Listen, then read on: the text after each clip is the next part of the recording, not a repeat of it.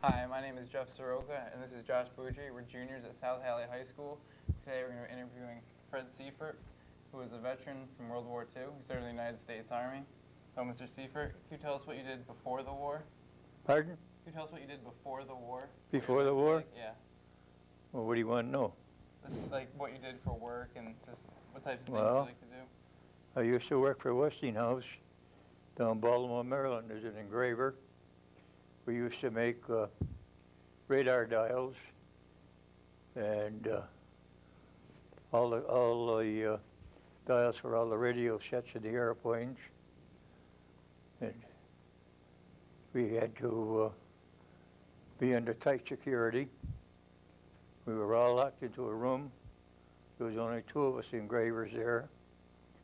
We were checked when we went in, checked when we were out, make sure we had nothing that belonged to anything secrets or anything else. Outside of that, you worked. Did you have a family? Pardon? Did you have a family before the war? Yes, I was married and got married in Baltimore, Maryland. I married Elaine Fries from Fairview. And the time of when Pearl Harbor hit, we were at a football game, Army-Navy in Baltimore. And that's when we got the news that Pearl Harbor was hit. So you were drafted, is that right? That's right, you were drafted into the Army? Yeah, I was drafted. How old were you? I was 24. What was your basic training like? Fort Benning. Well, first I went in Provost Marshal School in Battle Creek, Michigan. From Battle Creek, Michigan, we were to be shipped overseas. Got onto the train. I was pulled on the side. I missed that one. I had the measles. 85% of my outfit got wiped out.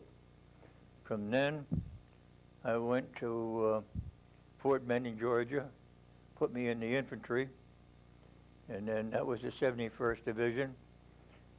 It used to be a mule outfit, and a lot of the fellows in there, they never had shoes on till they hit there, and they were really rough.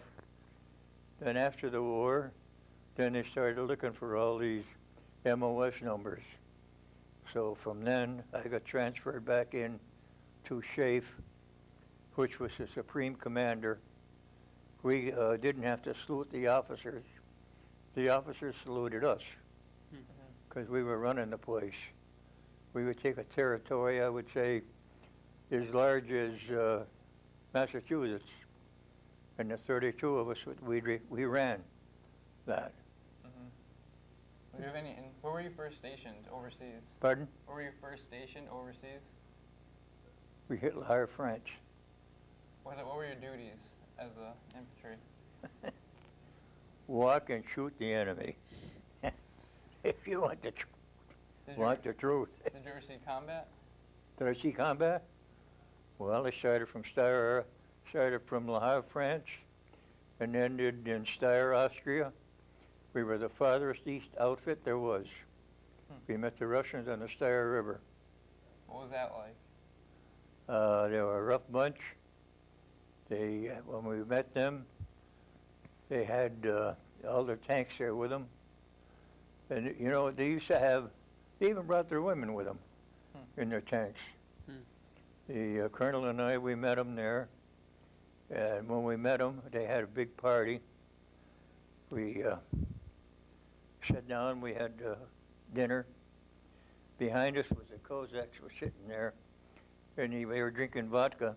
And as fast as you take a drink, they take one swallow. The Cossacks said they can fill your glass back up. 3 days later, the colonel and I, we woke up, our hair was all shaved off. We don't know how we got back, but we got back.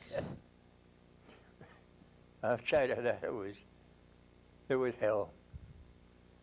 There's not too many of them got through it. Promised us the world when we go. We were going to take and get a big bonus and everything else. We never got a bonus. You'll find out it's going to come. All the veterans are going to start marching on to Washington, and we'll get our bonus. Mhm. You people, you young people here, you don't remember in the the First World War, when the veterans marched on Washington, do you? No. They promised them a veteran pension. They marched on Washington, they camped there, and they got their pension. They don't want to forget. The veterans in a few more years, they're going to have the vote. They're going to figure all these veterans that are coming back now from Iraq and all over. There'll be a lot of them. So, what else would you like to know? Do you have any interesting stories? I read you were AWOL with a colonel for a month. Well, we didn't call that AWOL. We called that a earned vacation. I think about 75% of the outfit we take off. We always come back. Everybody come back. We were gone for, Colonel and I, we went to Switzerland. We had a good time. We came back. But as far as I know, there was not a one of our outfit from the 66th Infantry that didn't come back after they took off. What types of things would you do when you would leave? Pardon? What types of things would you do when you would leave and go places? Went over there? Just to see what, in Switzerland. You'd never been there, but it was nice. You see the, like in Austria, Bavaria, you see the Swiss Alps, something that you've never seen before. It's beautiful. The Black Forest, you can take and go through there, and every tree is all in line. Just as clean can be. Do you have any other interesting stories from the war that you'd like to Pardon? share with us? Any other interesting stories?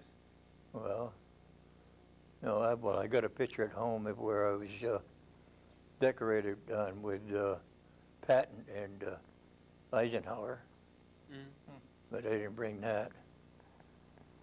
What were the decorations for? What were the awards for? Pardon? What were the awards for? The Bronze Star of Bravery. I got 2 of them. But that don't put no food on the table. You can believe me. You can look at them, but that's it. This here is the history of the 71st Division. Not too many more of these books around. Do you have any pictures in here? Pardon? Any pictures in here? Well, there's pictures in there of the war. There's pictures in there of the Siegfried Line. Is there? What, do you know where they are? Are they marked? Could you show us?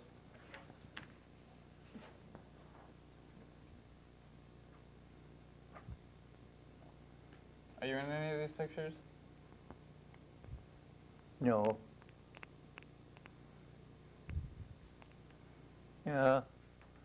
There's some of your, that's concentration camp. They're all dead. Starvation. Their legs up by their hips were no bigger than my wrist right here. We were told not to give them no water, no food, no nothing, because they'll go start crazy. There's some more in there. There's some.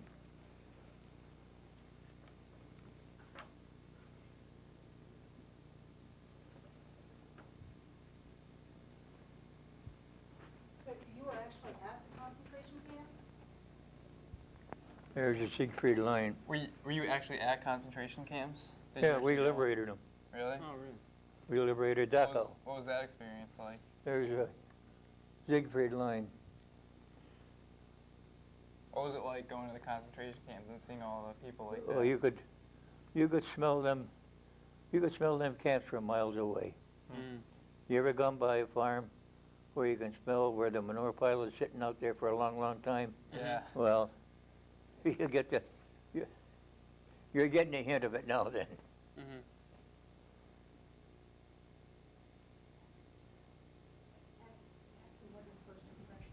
What was your What was it like going into the concentration camps? What was your first impression?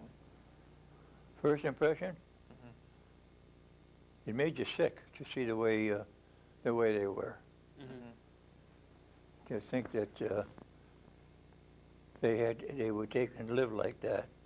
You'd see trenches in back there where they had bulldozed out bodies laying in there, and they just threw a lime on them. Hmm. Some of the prisoners that you would get, they was eating grass. That's all they had to eat. Mhm. They were very hungry. And the poor, see, there was two divisions. You had the Wehrmacht Army, which was the head. Then you had the SS troopers. Well, the SS troopers were behind the Wehrmacht Army, and we were on the other side. So the Wehrmacht Army, if they retreated, the SS troopers shot them.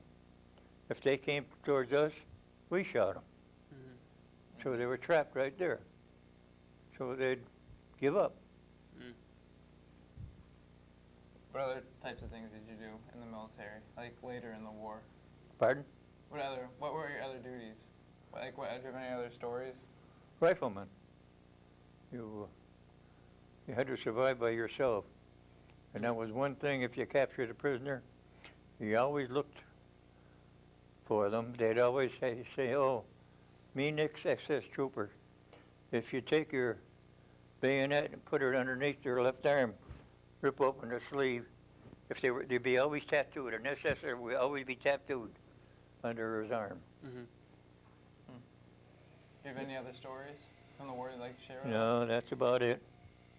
Makes you sick to think about everything. You go through all this for what? Mhm. And they holler. You were supposed to. Second World War was supposed to get rid of all dictatorship. Mhm. Answer me this question: who is the biggest dictator there is here? Hitler? Hitler was a piker compared to this country. Mhm. You tell me one thing you can do in this country that you don't have to get a permit for. I'm not sure. What is it? You can't do anything. Mhm. What they ought to do, instead of sending all this money and all this stuff over here to Iraq and everything else, take care of the people here at home. Mhm. There's plenty of young people here that are starving to death. Mhm. All you have to do is just look around. You'll see people. Yeah. Mhm. They're hungry. Why send all your stuff over there? Mhm. Take care of yourself first. Yeah. Mhm. So I guess that's about it. Well, what did you after the war? What was it like what was the experience coming home? Coming home? Yeah. Well, I tell you, when I came home, I was building a house, and a girl from Mount Holyoke College come up, and she wanted a donation for the poor, starving people of Europe. I asked her, who told her they were starving? Well, she says, my professors. Well, I asked her right out, you could take over there, you could sell cigarettes for $5 a pack. Wow. I asked her if they could afford that. Mhm. We used to take and eat off of the Germans over there.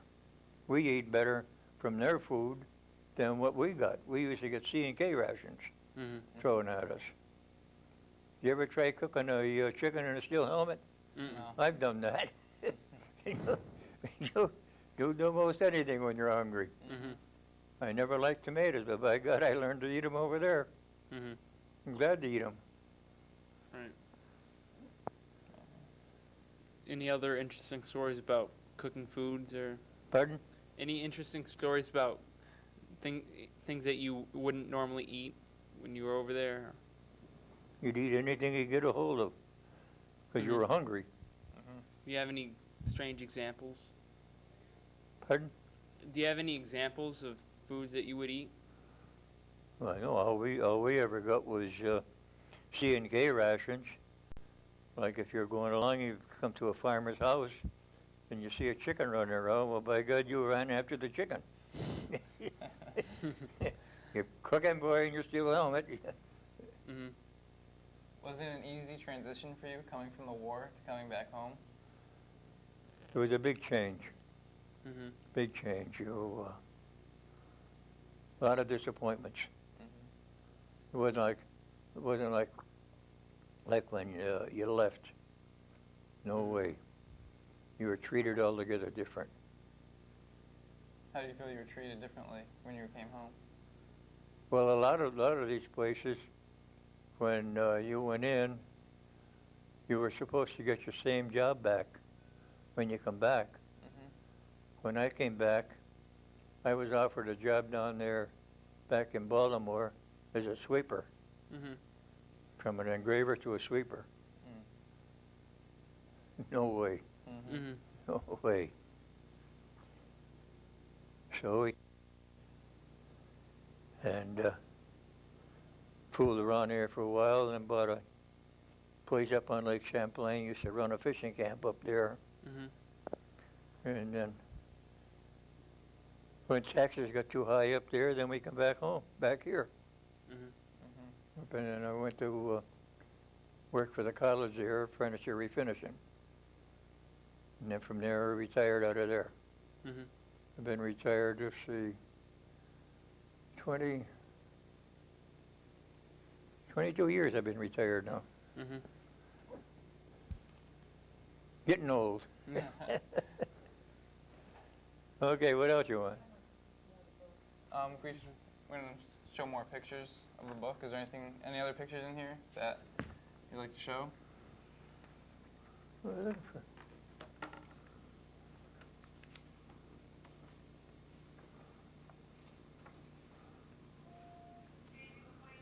Oh.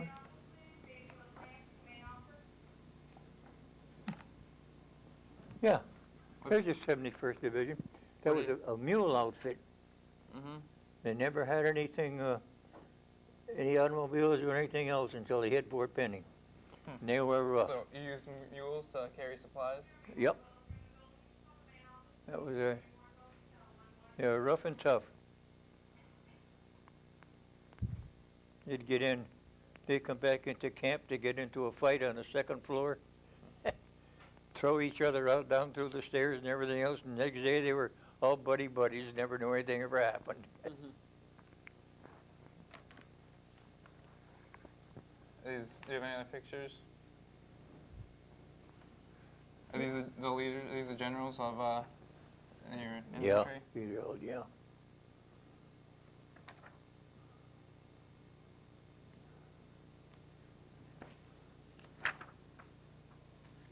Do you keep in touch with any of your friends and From your unit? from your unit? Do you keep in touch with any of your friends from the unit? I don't think there's hardly any of us left Mhm. from there. See, 'cause I'm 80, I'll be 85 this August. Mhm. There's not many around. Right.